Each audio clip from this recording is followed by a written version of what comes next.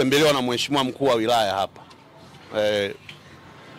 DC Jamila Yusuf, na maombi ya wana kijiwe hiki ilikuwa ni kwamba TV hii ni ndogo.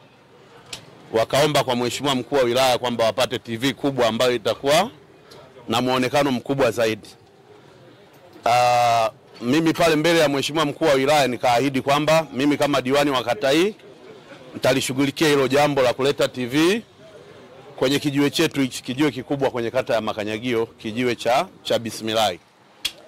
Kwa hiyo leo nafurahi, siku yangu ya mwisho ya kumalizia udiwani wangu, nikakumbuka kwamba nilikuwa na ahadi hapa ambayo niliahidi ya kuleta TV.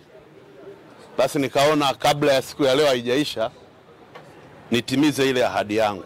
Kwa hiyo nimeleta TV hii hapa ya inchi 55. Niaba ya kijiwe cha Bismillah, tunashukuru sana kupokea TV hii kwa sababu ni ombi letu la muda mrefu kama wana kijiwe. Tulikuwa muda wote tulikuwa tunaangalia TV ndogo hivi. Kwa hiyo tukawa tumewaomba walipoleta mashindano hapa. Tukasema jamani, hii TV hapa haikidhi kwa sababu kijiwe kina watu wengi sana hivi. Kwamba tunaombeni TV kubwa. Basi diwani wetu wakati wa Makanyagio akawa ametuahidi kwamba subirini muda kidogo taleta TV. Kwa hiyo tunashukuru leo kuipokea TV inchi 55. Kwa hiyo tunashukuru kwa niaba ya kijiwe hiki. Kwa hiyo niendelee tu kusema tutaendelea kuwa pamoja na kwamba leo nimemaliza muda wa uongozi wangu kama diwani, lakini naamini nitaendelea kuwa mwanachama wa kijiwe hiki.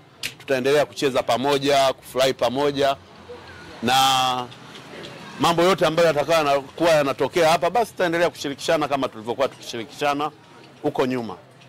Tulifanya mambo mengi hapa, michezo ya bao, mashindano ya drafti, na watu wakawajishindia mbuzi, kuku. Kwa hiyo tunaamini hata huko mbele tutaendelea kufanya mashindano kama haya. Kwa jina naitwa Cosmas Alois, ni mmiliki wa kijiwe.